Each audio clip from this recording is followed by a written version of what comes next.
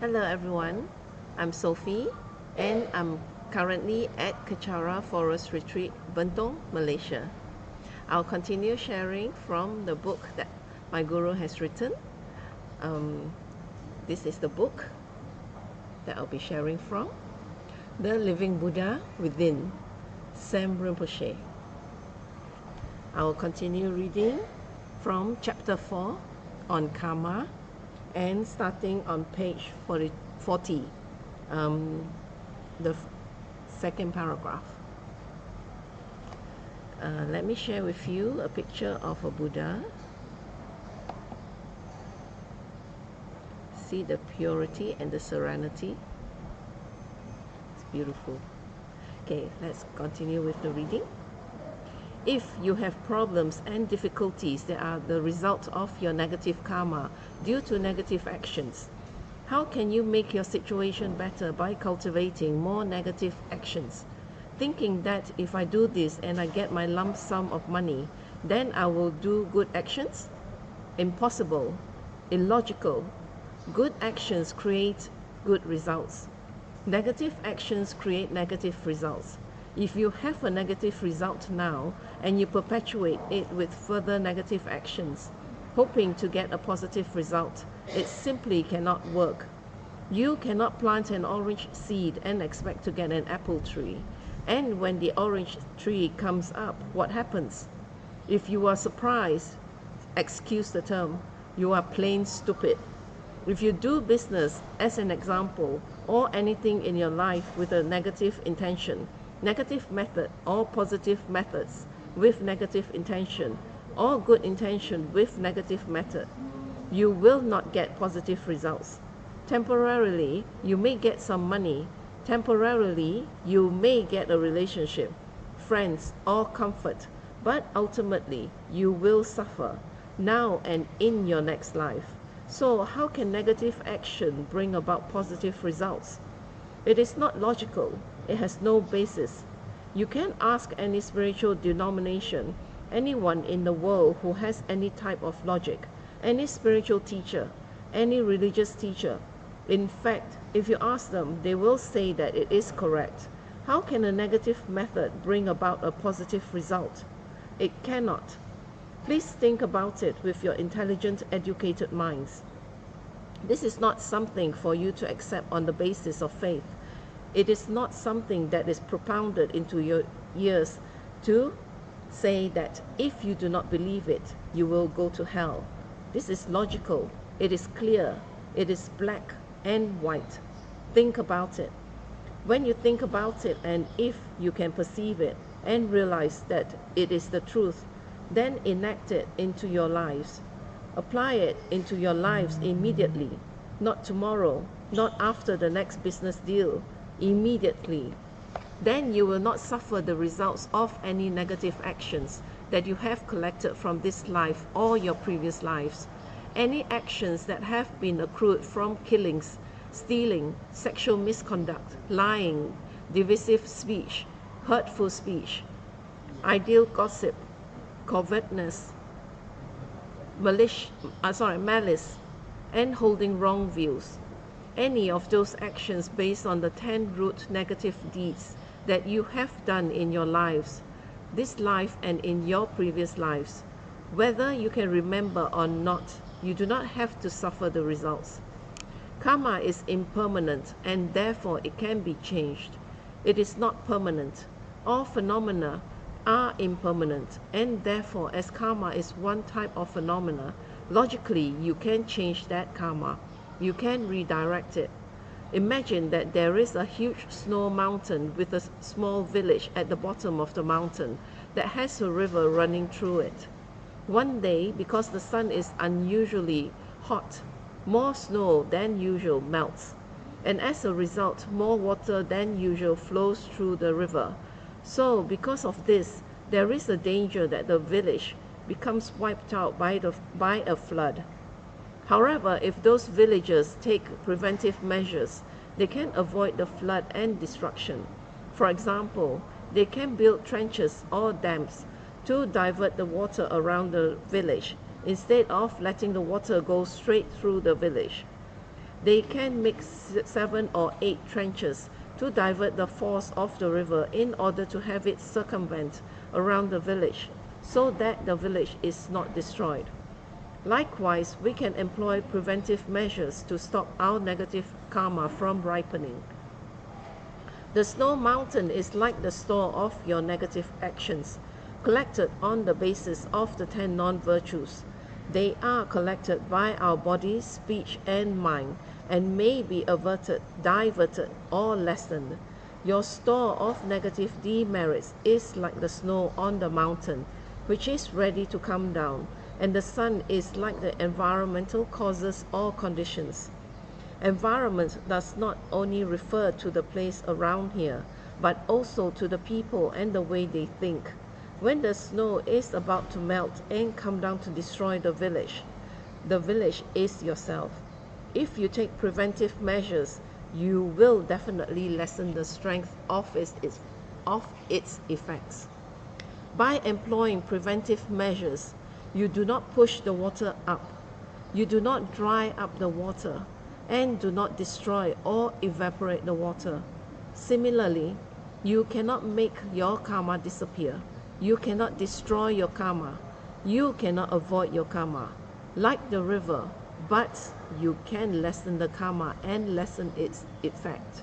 How? By purification practices. Purification practices. 4 opponent powers. There are many purification practices, and all of them are based on the 4 opponent powers. The purification practices can include prostrations, mandala offerings, and reciting Rajasattva mantras. They can also include visiting holy places, making offerings to the 3 jewels, performing charities, and so on. For a practice to be effective, it will not depend on the amount you do or how you do it and where you do it. For it to have any effect, any purification practice must be based on the 4 opponent powers. 1. Regret. You have remorse or regret and wish that you have not carried out a certain action or actions. Be ashamed of what you did and do not parade around like a peacock, nor be proud of your negative actions. Do not be proud that you are evil, and do not be proud that you have a big mouth. Do not be proud that you can fight, nor proud that you can sway people, nor proud that you can buy people, nor proud that you can push people around because you have some power, position, or wealth to parade around like a senseless peacock. Instead, have shame, have regret, have remorse from the heart, and ensure that regret and remorse is based on knowing that this action will bring harm and unhappiness to oneself in the future again. Fearing the consequences for yourself and others is crucial. Knowing on a logical and sound basis that certain results will come to you and you do not want to experience it is crucial. You do not want to wait for the inevitable consequences to come like the village down in the valley. Enjoying having parties and not worrying about the flash flood that is coming and that all of it will end. You do not want to be jumping up and down singing at karaoke, and when the flood comes, everyone is killed except a few survivors and everyone sits around and mourn with regret. We should have done something. We should have done something. It comes too late. You should do preventive practices because once the consequences arrive, all you can do is have remorse and regret. 2. Resolve. Have a deep resolve not to carry out certain actions again. If that particular action is very strong and you cannot uproot it immediately, at least do it slowly and gradually. So if you lie or if you scream, try to do it less. I scream a few times a day at my monks. It used to be 15 and now it has become 9. I made a promise to myself to bring my screaming down to 8 times a day. That is reachable and it's a good and excellent goal. That is not because I'm doing it, but because I do not want to be screamed at in my future life.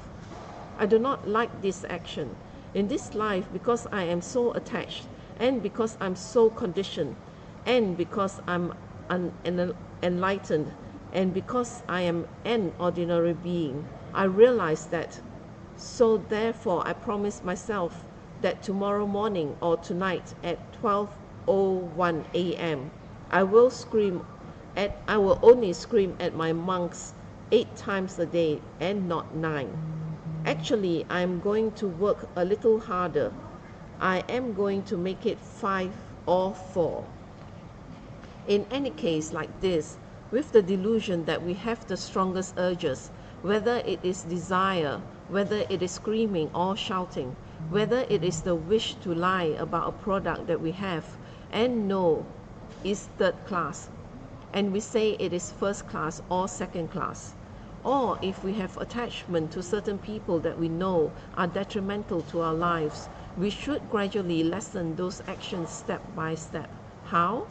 By firstly realizing their damaging effects, and secondly, we have to know immediately that these have a damaging effect, and ultimately we will suffer because of the negative karma accrued from those negative actions. Therefore, we should regret with a sincere wish not to do it again. This is not to say that you have to boast in front of your friends with a cigarette in your hand, having a nice glass of wine in the karaoke bar, saying, "This year I'm going to have one less affair. This year I'm going to buy one less Mercedes. This year I'm going to scream at my wife one time less, scream at my husband one time less," just to impress your friends. And then when you go back home, you repeat these negative actions and perhaps do it even more.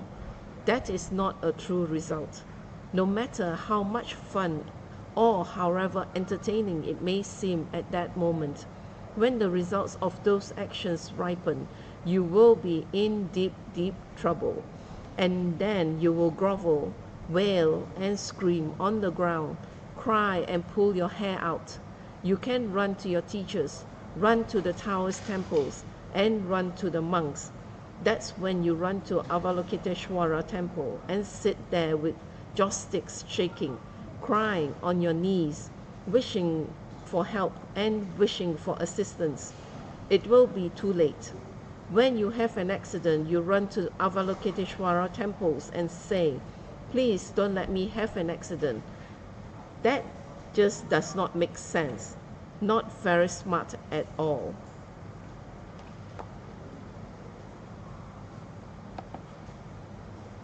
And with that, I will end my sharing here for now. And thank you for sharing your time with me. And I will see you for the next session, or hope you'll share your time with me for the next session. I'll end this session with the completion dedication in Tibetan.